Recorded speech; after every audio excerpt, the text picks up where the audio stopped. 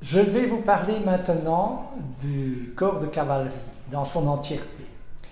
Je vais tout d'abord vous présenter le général Priou qui commandait les 2 divisions légères mécanisées. C'est-à-dire que c'est un corps de cavaliers jadis et qui ont complètement été mécanisés dans le sens que le cheval en 1940 c'était déjà du passé et que ces cavaliers qui restent cavaliers dans l'âme sont devenus toujours des cavaliers mais motorisés avec des blindés, des véhicules automoteurs et tout ça. Ces gens étaient commandés, ces 2 divisions légères mécanisées étaient commandées par le général Priou, dont vous voyez les souvenirs personnels qui nous ont été légués par sa famille après son décès en 1954. Nous avons ici son masque funéraire qui a été offert par Madame Joulin de Noret, sa fille, et pas mal de souvenirs personnels qui nous ont été également transmis par ses petits-enfants. Alors, le corps de cavalerie était composé, comme je viens de vous le dire, de 2 divisions légères mécanisées. Ici, au rez-de-chaussée, je vais vous présenter la 2e DLM, 2e division légère mécanisée, qui était constituée par une armée de métier. Je m'explique. C'était des militaires professionnels, comme on dit en Belgique, et c'était des guerriers professionnels, si je peux m'exprimer ainsi. C'était des gens qui connaissaient très très bien leur matériel, qui était un excellent matériel, quoi qu'on a pu dire il y a quelques décennies que l'armée française avait un matériel dérisoire. Dans mon enfance, j'ai un petit peu entendu cela. Et vous allez voir, au fur et à mesure qu'on va découvrir ce musée, que je vais pouvoir vous démontrer le contraire. La 2e DLM était, avait pas mal de régiments équipés de chars Somua, qui est un excellent char, et de chars Hotchkiss. 2 séries de chars Hotchkiss, le H-35 et le H-39, mais cela je vous expliquerai dans la suite de la visite.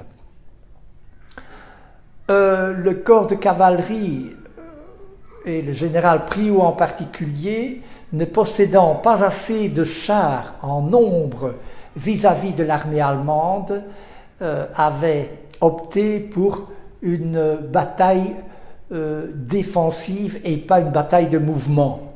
Nous verrons plus tard que malheureusement à cause de ce nombre de chars qui n'était pas assez suffisant, il ne pouvait faire autrement.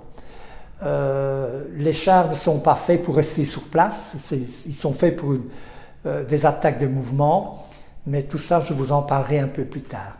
Je m'empresse de vous dire que les chars qui étaient utilisés par le corps de cavalerie étaient d'une excellente qualité et ont fait quand même pas mal de dégâts.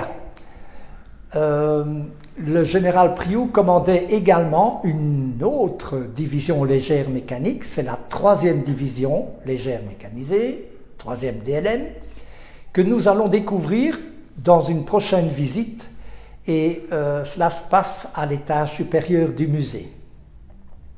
Alors, vous pouvez voir comme ici un modèle, si vous voulez, l'équipement des charistes. En France, on dit des charistes, avec une tenue soi-disant un peu plus légère, toilée, parce que dans les chars, il fait très chaud, depuis toujours, que ce soit les chars d'il y a 71 ans ou les chars actuels très modernes, il fait très chaud.